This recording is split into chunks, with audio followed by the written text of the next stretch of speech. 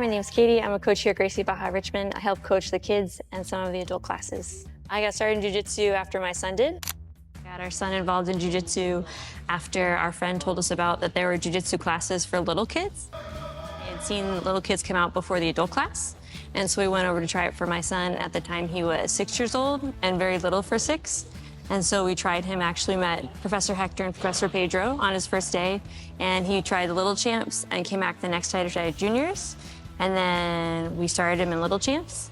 And then a few months later, I tried my first class. How I felt after taking my first jiu-jitsu class, realized why my son thought it was so much fun. And he had kept talking about it, and I wanted to try class because I had no idea what he's talking about. His coaches and professors had suggested I take a class. They were there for my first trial class. I did want to keep going after my first one, so I did. I started training February, March of 2020, and then lockdown happened. Started competing in September of 2020. Yeah! How coaching has changed my perspective for jiu-jitsu. One way is some of the ways I really like learning the technique and drilling it definitely don't work for everybody. Seeing which ways will work for some of our younger learners, some of our older learners, and some that just need to see it a different way. If I don't understand something the first try, I'm probably not the only one. If I ever get to teach, then I'd be able to know like maybe what would work or what I would want to try. I approach teaching the juniors and little champs like when I was learning from my son started at 6 and seeing how they had done things in little champs and what he really liked, would tell me about class that he really liked and what he didn't like. Having coached youth lacrosse, girls lacrosse, and high school and adults. And then applying that to what worked and what didn't work, especially for, it was all girls teams, and helping me add that to jiu-jitsu. One moment that stands out from coaching, one of our older teens had started as a white belt, and we encouraged her to come to wrestling classes, and I was doing wrestling, so she came with us. We kept drilling the firemen, and we kept drilling it, and then she was gonna compete in a couple months. She did it exactly how we drilled it. That was exciting, because it's like, I think the thrill of that she actually remembered to do it, and almost hit it on the person was like, yeah, like, oh, okay, we got it, yeah.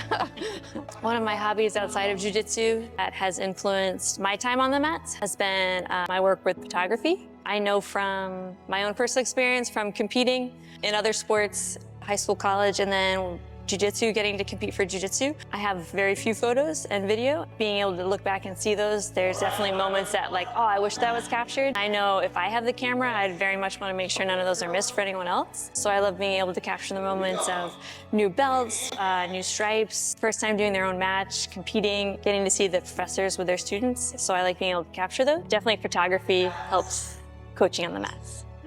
What advice I would give to someone who's thinking about trying jiu-jitsu, but might be a little shy or intimidated, or both? Advice I would give is just to go. I tried my first trial class. I walked by a lot of the moms from the kids class, and they all asked what I was doing and why I would go, and I was gonna be the only one and pointing out a lot of things that I already knew, but I wanted to try it. That's the only way you're gonna find out, is if you actually step on the mats and go. The same with trying it at other gyms. I've been training for a while and I was competing, and professors had suggested I try another Gracie Barra where Professor Victoria actually was doing a women's class with Professor Arzu.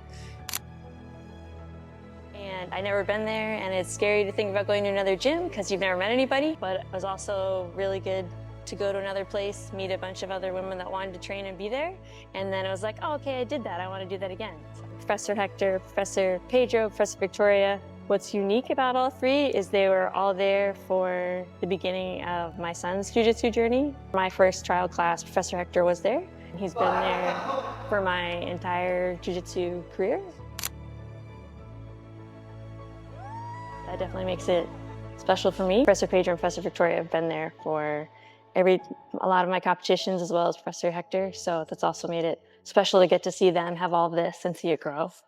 I would recommend jiu-jitsu to anyone who's looking to get a good workout in, to learn more about self-defense, to learn more about themselves, see how far they can go. It's a very welcoming environment. We have professors that have decades of experience with also kids, adult, and women, and also compete themselves and can help you in all the areas that you might have questions for. You're never going to stop learning whenever you're on the mats, and there's always room for questions, room for growth. Jiu-jitsu can stop and start as many times as you need it to.